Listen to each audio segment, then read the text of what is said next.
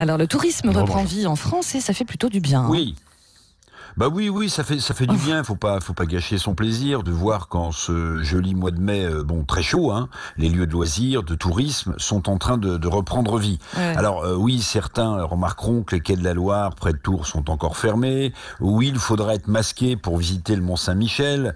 Et si le parc de Chambord est ouvert, le château, lui, restera fermé. Ok, il faut réserver sa place, vous le savez, Laurence, sur la plage de la Grande Motte, dans l'Hérault, pour être certain d'en avoir une, place sur le sable.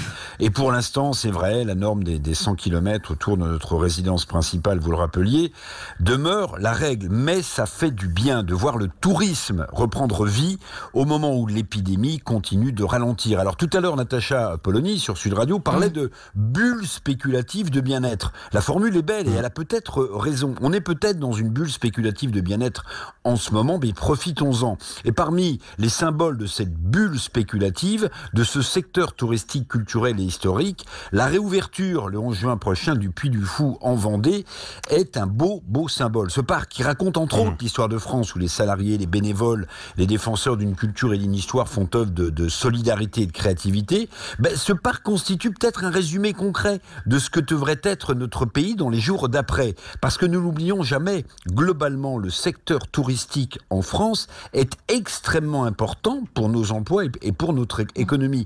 La France, c'était la première destination touristique mondiale l'an passé et on a besoin urgemment pour notre croissance et notre économie que ce secteur touristique, Laurence, se relance. Ouais, tout à l'heure, je ne sais pas si vous l'avez écouté, mais Jean-Pierre Masse, qui est responsable justement des entreprises de voyage, il était un peu pessimiste. Pour lui, il voyait plutôt une année blanche en ce qui concerne le tourisme en France pour cette année. Alors Eric, la question que tout le monde se pose, c'est la réouverture des bars et des restos. Il y a quand même une certaine urgence quand même, non ?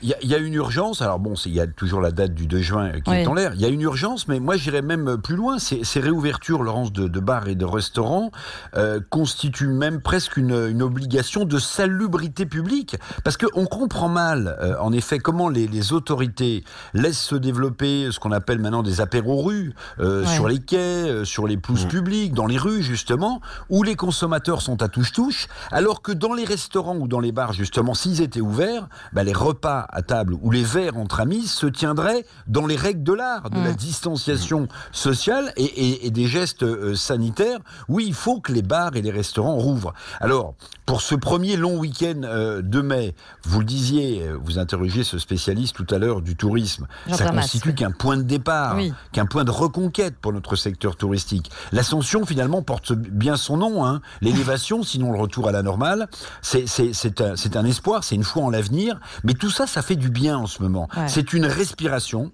une bouffée d'oxygène. Moi, je vous le dis, il faut en profiter, non ? C'est ça. Ouais, carrément. Allez, on respire. Oui.